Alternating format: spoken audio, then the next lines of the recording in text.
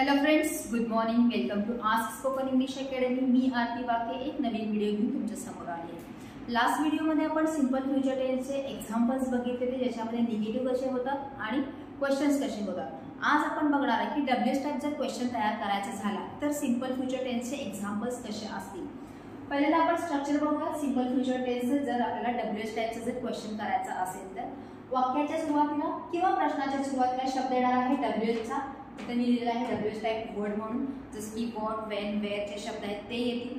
त्याच्यानंतर ना of course future tense असल्यामुळे आणि ते सुद्धा सिंपल्स असल्यामुळे फक्त आपण शॅल किंवा विल हे हेल्पिंग वर्ब यूज करणार आहे. त्याच्यानंतर ना वाक्यामधला जो सब्जेक्ट आहे तो येईल.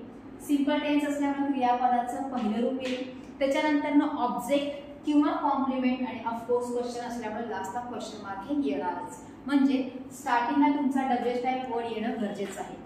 आपण जेव्हा इंटरोगेटिव्हचे सेंटेन्सेस केले होते म्हणजे फक्त क्वेश्चन केले होते येस नो टाईपचे क्वेश्चन, तेव्हा त्याची सुरुवात शॅल आणि विलनी केली होती आपण, म्हणजे हेल्पिंग वर्बनी केली होती. फक्त त्याच क्वेश्चनला जर तुम्ही डब्ल्यूएच हा शब्द लावला की काय होणार आहे, डब्ल्यूएच टाईप क्वेश्चन तयार होणार आहे. म्हणजे तुमचे जे काही ऑब्जेक्ट वर्ब जे आहे ते चेंज होतील ऑफकोर्स, पण डब्ल्यूएच टाईप करत असताना जो आपला इंटरोगेटिव्हचा क्वेश्चन फॉर्मॅट आहे किंवा इंटरोगेटिव्ह निगेटिव्हचा क्वेश्चन फॉर्मॅट आहे त्याच्यावर फक्त आपल्याला डब्ल्यूएच टाईपचा वर्ड काय करायचा आहे, अटॅच करायचा आहे and you will get the WH type question. So some sentences किंवा क्वेश्चन्स म्हणा तुम्ही, मी ऑलरेडी लिहिलेले आहेत या फॉर्मॅटमध्येच तुम्हाला दिसणार आहे. स्टार्टिंगला प्रत्येक क्वेश्चनचे तुम्हाला डब्ल्यूएच टाईप तुम्हाला काय दिसणार आहे शब्द. For example, Wien will they leave for office, ते ऑफिसला कधी निघतील. त्याच्यामध्ये वेन डब्ल्यूएच टाईप क्वेश्चन आहे, विल हेल्पिंग वर्ब आहे, दे सब्जेक्ट आहे आणि लीव हे क्रियापदाचं पहिलं रूप आहे. सिच्युएशन ऑफ द सेंटेन्स प्रमाणे ऑब्जेक्ट किंवा कॉम्प्लिमेंट येणार आहे आणि कंपल्सरी प्रत्येक क्वेश्चनला क्वेश्चन मार्क हा येणारच आहे. ते ऑफिसला कधी निघतील. Where will she go after this, यानंतर ती कोठे जाईल. By which train will papa return, कोणत्या ट्रेनने पप्पा रिटर्न येतील किंवा परत येतील. What time will our class finish, किती वाजता आपला क्लास संपेल. What will you do this coming Sunday, येत्या रविवारी तू काय करशील. When will you go to bed, तू कधी झोपशील. Who will help me to decorate the room, मला रूम डेकोरेट करण्यासाठी कोण मदत करेल. Which company will you join after result, result नंतर तू कोणती कंपनी जॉईन करशील. वाय विल ही लाय, तो खोटं का बोलेल. प्रत्येक शब्द जो पहिला आहे तो कोणता आहे, डब्ल्यूएच आहे. When, where, by which, what time, what, when, who, which company and Y.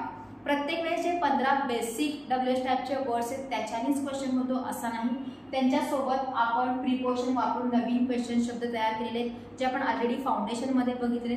तुम्हाला जर कोणकोणते डब्ल्यूएच टाईप क्वेश्चनचे शब्द आहेत बघायचं असेल तर तुम्ही डब्ल्यूएच टाईप क्वेश्चनचा जो आपला सेपरेट व्हिडिओ आहे तो रेफर करू शकता. त्याचे अर्थ काय होतात आणि त्याचे क्वेश्चन्स कसे होऊ शकतात ते आपण ऑलरेडी त्याच्यामध्ये शिकलेले आहे.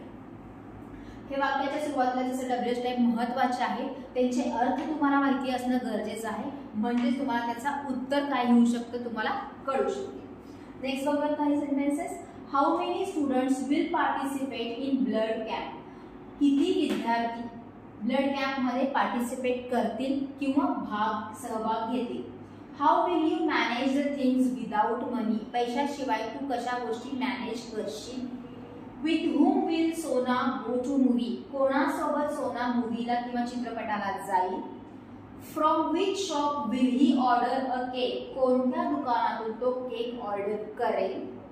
From when will Ruhi start her business, कधीपासून रुही तिचा बिझनेस स्टार्ट करेल.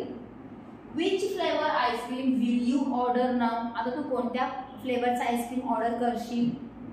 Where will you travel in the vacation, सुट्टीत तू कोणत्या ठिकाणी ट्रॅव्हल करशील.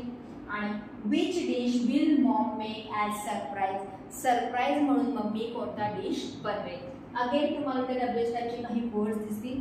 आता सांगितल्याप्रमाणे मेन जे डब्ल्यूएच टाईप वर्ड्स आहेत त्याच्यासोबत आपण प्रिपोजिशन लावून वेगळ्या प्रकारचे सुद्धा काय करू शकतो, क्वेश्चन्स तयार करू शकतो. भरपूर सारे क्वेश्चनचे वर्ड्स आहेत डब्ल्यूएच साठी कोणते आहेत ते बघा आणि त्याच्या प्रकारे काय करायचं तुम्हाला सेंटेन्सेस किंवा क्वेश्चन तयार करायचे. जर तुम्ही लक्ष दिलं असेल तर बघा प्रत्येक वेळेस डब्ल्यूएच टाईप जो शब्द आहे त्याच्यानंतर तुम्हाला हेल्पिंग वर्ब भेटलेला आहे. त्याच्यानंतर सब्जेक्ट येणार आहे आणि मग क्रियापदाचं पहिलं रूप येणार आहे.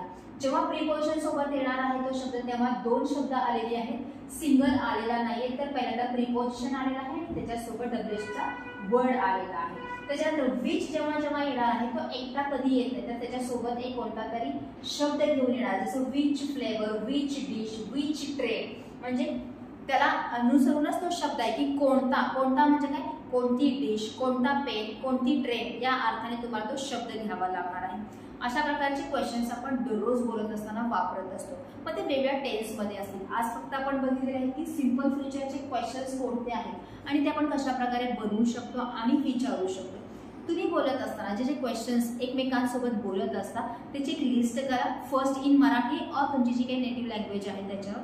त्याच्यानंतर त्याच्यामधून हुडकून काढा की फ्युचरचे कोणकोणते त्याच्यामध्ये क्वेश्चन्स आहेत.